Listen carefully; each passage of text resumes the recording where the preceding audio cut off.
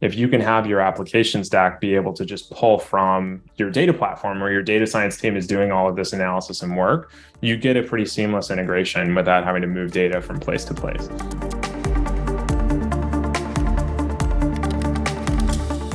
I'm thrilled today to have our guest, Tim Fletcher, on the podcast here today. Tim joins us from Snowflake as a Senior Director of Product Marketing. Tim, welcome to the show. Thanks for having me, Jason. Been a long-time fan of Simon, so happy to be here. Fantastic. As some of our listeners may have seen, during the last week of September, Snowflake made a bit of a splash with a guide that they coined the modern marketing data stack. This is very exciting for us at Simon Data. But before we sort of talk about us, we're really sort of here to talk about Snowflake and some of the strategies that you guys are bringing to market. Maybe you can tell our listeners a little bit about what it is and why is Snowflake doing this? Yeah, it's a great question. So we released this report, this modern marketing data stack report on September 28th, and I'm super excited about this. And so this is our first annual look at just how customers are building their marketing stack around Snowflake. So Snowflake has been a data platform that companies use for all different types of data. Obviously, as you know, one of the most important types of data that customers need to harness and use is customer data. And as they've brought that onto Snowflake, we've had a bunch of customers come to us saying, like, what are the tools that I should be using to kind of complete my marketing stack around Snowflake? And so what we wanted to do with this report was to go look at the 6,000 plus customers that we have inside of Snowflake and to do kind of an objective assessment of what are the applications out there that customers are using to bring their data stack to life on top of Snowflake. And so we took a look at those 6,000 customers and then we're able to come up with who are the leaders in a few different categories. And I was happy to see that Simon was listed as one of those leaders. So this is it's a super timely topic for us because we get asked about it a lot from customers. And so this was sort of a celebration of our partner ecosystem to be able to find the leaders like you guys and to just show the markets everything that you plus Snowflake can do for end customers. Yep. No, it's and obviously, Tim, we're thrilled to be featured in the report. And one of the things, look, Simon has been in market now for about 7 years. And really one of the big points of focus we've seen is really just thinking about some of the data limitations that exist within MarTech systems.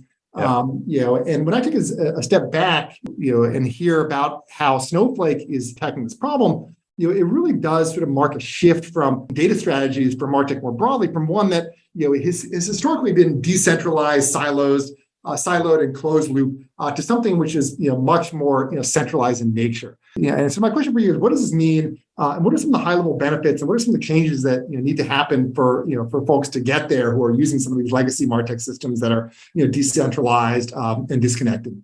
Yeah, it's a great question. So I think and you put it exactly right. And as you think about, just for everyone thinking about this, so when you say decentralized, you're thinking about the charts that we've all watched over the last 10 years of there's 1,000 marketing applications out there, there's 5,000, and now it's up to 7,000 or 8,000 different marketing applications that are out there, and that's a blessing and a curse. And like the blessing is, first of all, for whatever problem you may be facing as a marketer, there's a good chance that there's a tool out there that is purpose-built for companies like you to solve that problem. And that is good. The other blessing is, as you and marketing has this push towards being more ROI driven and more personalized, you have all of these different tools out there that are being more data driven. They're collecting data on your customer journey. They're allowing you to personalize a customer touch point. And that's generating all of this data out there. And that's a blessing too. The curse of it is you now have 7,000 applications where you need to grab data from. And so this has been a massive re-siloing of data into all these different point systems. And like the second curse is, to the extent that you want to use those different applications to have a personalized touch point with your customer, you need to send context from the other 6,000 plus places out to that tool for it to be intelligent and to deliver the experience that you want to. And so those are the curses. And then the question is, for the next 10 years, do we accept that paradigm and do we think that's just going to continue? I think you said we're going to see this shift towards a centralized approach. And then what could that look like and what role could Snowflake play? And I think what we see and what our partnership has been about is, can you bring all this data together into a single place in a data platform like Snowflake, and then have all of the applications that you need sit around Snowflake such that they have immediate access to a single customer record that is the source of truth from all of those different touch points? And can you have data integration by design, where when you are collecting data about the customer journey, you are either integrating it directly back into Snowflake as part of your application, or you're using data sharing and other modern ways of kind of sharing data and centralizing data back into a single place. So I think that move from decentralized to centralized is just starting, because companies like yours are starting to bring this to life. But I think this could be like a really exciting shift for marketers over the next 5-10 years. Yeah, no, and there's a really subtle point here, Tim, that I think folks are finally just starting to get. People look at the Lumascape, that gets published every year, and it gets bigger and bigger and bigger and bigger and bigger. And many marketers look at this and they're like, oh, well, I only have 2 hands, but I have 25 tools. I need one tool to control them all. And well, yes, historically, and today that's certainly a point of value for a platform like Simon Data and CDPs. There's a more existential question at play, which is each one of these tools, on their own, as they exist as a channel, as they interface with customers, on their own actually create data. If that data exists in a silo within that tool, then fundamentally the tool will be only reasoning about its very limited scope and perspective on how the customers interact with the brand, and completely missing out on all the other millions of touch points that happen with the consumer, and the broader enterprise today. So when you think about the broader picture, really this decentralization of channels needs to ultimately enable a centralization of data if you're going to put together the full picture. And that's the first part going in, and then as you said, going out. That's the second part of the puzzle. And how do you think about once you're at a place where you have robustness and richness of representation across the business, across all touch points? How do you then activate and enable that to unlock and coordinate messaging and personalization across those tools?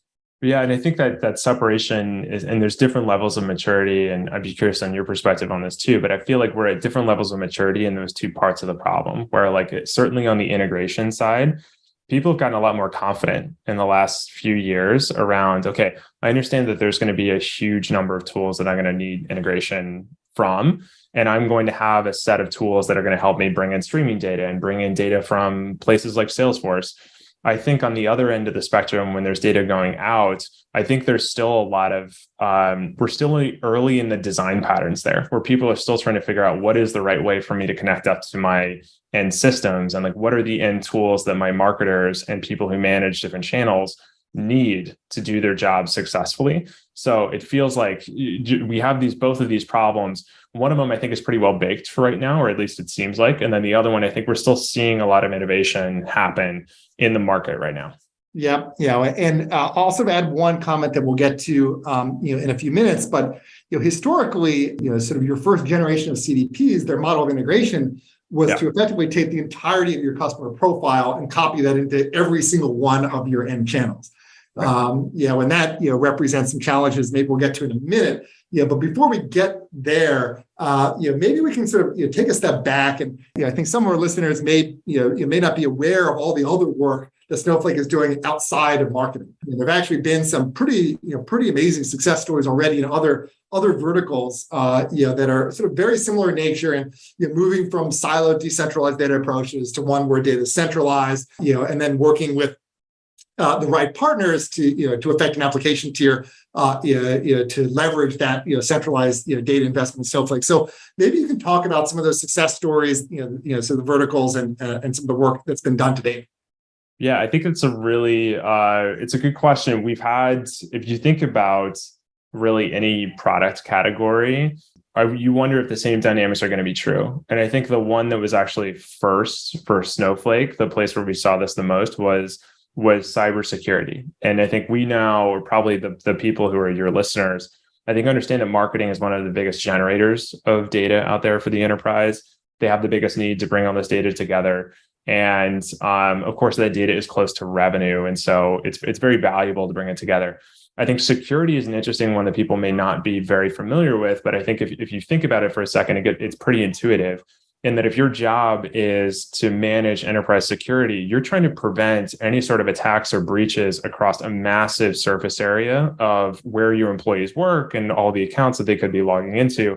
And to do that effectively, like cybersecurity is very much a data problem. You need logs of what everyone is doing, and you need context to understand, do those people have permissions for these accounts? And is someone accessing this system from a location that is unusual?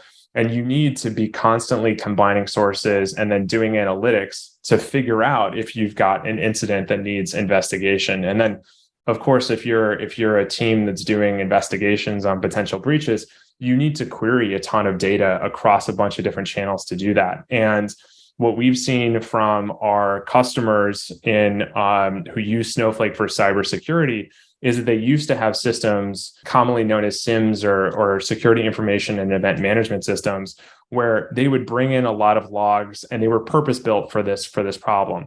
But as companies have moved to the cloud, there is just an enormous amount of data. It's over 10x the amount of data that those systems need to process. And they just break under that load. And so companies are now saying, well, what I need is like a cloud native data substrate for my security team to be able to put all of these logs. And then what I need is for my security applications to actually sit on top of that data platform in Snowflake to be able to do the end user workflow of a security team, which is detect alerts and investigate potential breaches. And so in the last year, we've actually partnered with a lot of great companies out there like Securonics and Panther Labs and Hunters are just a few of them who are building those security end user capabilities on top of Snowflake as the common customer data platform. And so what that means for end customers is they retain full control of all of their data. From a cost perspective, it's so much better than the on-premise data warehouses that they were using to back those applications, those last generation applications.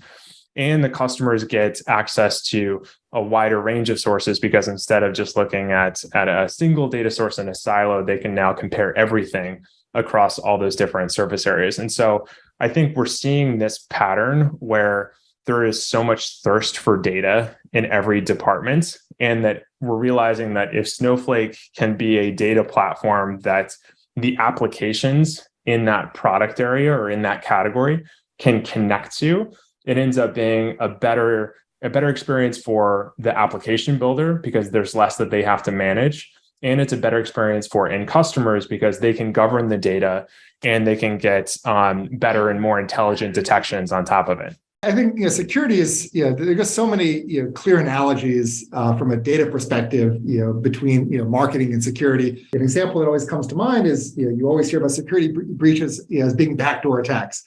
Yeah. Well, ultimately, if you don't have visibility that you even have a backdoor and that the lock is broken, or that it opens 5 times a day, then you have a real security vulnerability in your organization.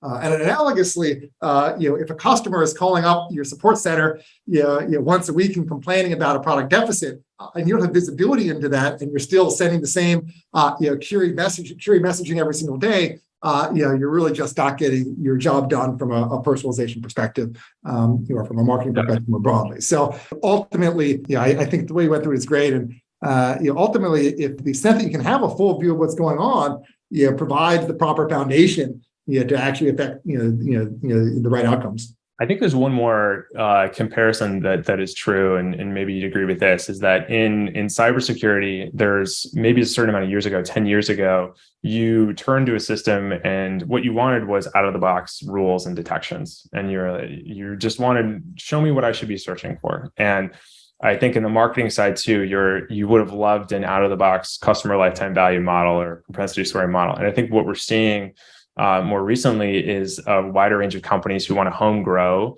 their own detections in cybersecurity or their own data science models in marketing. And so this is just one of the other benefits of doing this all in a single platform is if you can have your application stack be able to just pull from your data platform where your data science team is doing all of this analysis and work, you get a pretty seamless integration without having to move data from place to place.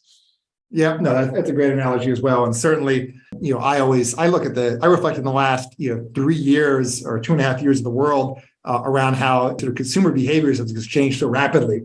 When COVID hit, everyone sheltered in place. Then people went out again, and then Delta and Omicron came, and now, God forbid, we're entering another recession. Ultimately, consumer expectations are just that much harder to track and respond to than they were 3 years ago. And if you don't have the right data that help you understand the headspace, the mindset, and the orientation of your customer, and furthermore, if you don't have the right application tier to unlock that to actually affect the right messaging, then you're just not going to win. So, I think it's sort of another great analogy. Yeah, and it's also goes to the point of I don't have time because of how quickly the world is moving to do a massive migration. I don't have time to onboard yet another vendor and do another data integration or data modeling project. If you're working off of a common record of this, then it's even easier for you to attach on another vendor to work on top of your security data lake and cybersecurity, or to work on top of your marketing data in the marketing world too. Yeah. Great. So with that, maybe why don't we go back to the world of marketing and MarTech, and let's sort of take a bit of a deeper dive into a new world, where Snowflake and centralized data is at the core of operations. Maybe we can just go through some of the changes and opportunities that are opened up. And maybe starting at the top, we sort of covered opportunities around data breadth and quality. I'll sort of maybe give a bit of story, just in my career, and then Tim, I'm sure you'll have plenty of thoughts on top of this. But prior to founding Simon, I built the data team at Etsy, and really one of the big things we saw there was just the potential around building a centralized data system that was governed, that was high quality, that had breadth across the entire business. When I look at certainly the challenges of so many MarTech systems today, if you hear words like a vertically integrated data, or other closed loop systems where just put a pixel or a piece of JavaScript on the site and we'll know everything. For virtually any business with any scale or sophistication, that is insufficient today to actually represent customers across all their touch points. So the first point of value that I see that's super exciting, we sort of went through at a high level a few minutes ago, and that's really just opening up a whole new world of data that exists, in completeness and in high quality, to affect a next generation of use cases and marketing applications. Yeah, I think that's 100% true and resonates as well. I think from just the internal Snowflake perspective, Snowflake marketing, we have over 100 sources of data on our own customers that we're trying to bring into a single place. And I think that is common for people to kind of consistently quarter over quarter have some new data source that they're trying to bring into one place. And I think that not all of them are going to be from applications either. There's internal systems that you need to bring. There's product usage. There's billing systems that have been built internally. So I think there's always going to be that data challenge of how do I bring all this stuff into a single place. And I think just agreeing as an enterprise on this is our data platform streamlines a lot of that, because you're able to piggyback off of a lot of the other work that's being done by other departments inside the company. Yeah, no, and I think one thing that, just reflecting back 5, 6, 7 years ago, I think today data budgets, much less, CTO and CIO budgets are at the scale, if not, materially bigger than MarTech budgets. So if you really look at where is the investment being made around the data that has the potential to redefine your brand, it's actually not within the realm of MarTech. It's actually in a different function, because these problems are existentially hard, and technologies like Snowflake have come to the market and really just done a great job of creating an enabling function to make this investment in a way that no one was making these investments 5, 6, 7 years ago. Yeah, I agree with that. I also think one other category where people are investing much more is embedded data science within a department. So you will find regularly, we have data scientists supporting our marketing efforts now, and those teammates need a common data set that they're working with, and they need to quickly be able to make it available to analysts who are trying to interpret the data, and then to the campaign managers who are trying to actually execute it and drive campaigns off of it too. Yeah, no, 100%. Let's talk about a second benefit that some of our listeners probably have heard some of heard some of the words around, but may not have an intimate familiarity with or appreciation for, and that's governance. Maybe you can speak to what this means from Snowflake's perspective, and then maybe we can talk about how GDPR and CCPA compliance are a form of governance, and and how sort of this new world that Snowflake envisions can really help enterprises of all size better govern their data. Yeah, I think that's a great question and great topic for Snowflake. And I think when we think about governance, we think about knowing your data and understanding it. We think about, how do I control my data and who has access to it, and how do I secure my data? And I think there's a lot of benefits that come from the centralizing of this data onto a single platform. You used to live in this world where you had data spread across dozens of environments, dozens of data environments inside your company, much less the other applications that also had access to a lot of this data. And that's just a lot of different access control frameworks that you need to keep track of. And so there's a security benefit to having this all in a single place with a common set of access controls. I think in terms of knowing your data, with the rise of GDPR and CCPA, there is so much more scrutiny on your data practices now, on how are you making sure that PII is only available to people who need to know it. And so with Snowflake, you get a lot of built-in data classification and data privacy features that allow you to hide features based upon a person's role when they're viewing the data. So if they don't need to know the person's phone number, they don't need to know who this person is, you can do that.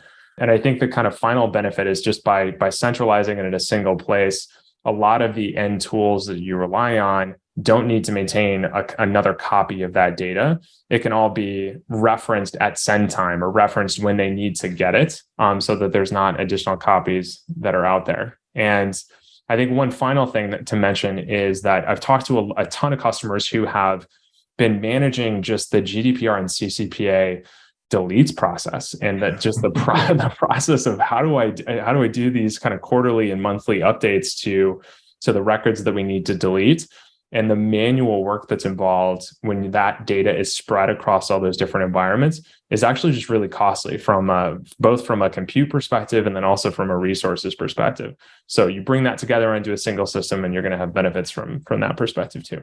Yeah, no, and I think one thing that I think in some sense a Snowflake world is forcing upon the broader category is this sort of a rethinking around how data is managed. Obviously, I think Snowflake is responding to a broader set of market considerations, including GDPR, CCPA, and just general customer expectations around where their data actually lives. But one thing that in the relatively short period of time we have on the show today, we won't be able to get too deep into architectural considerations.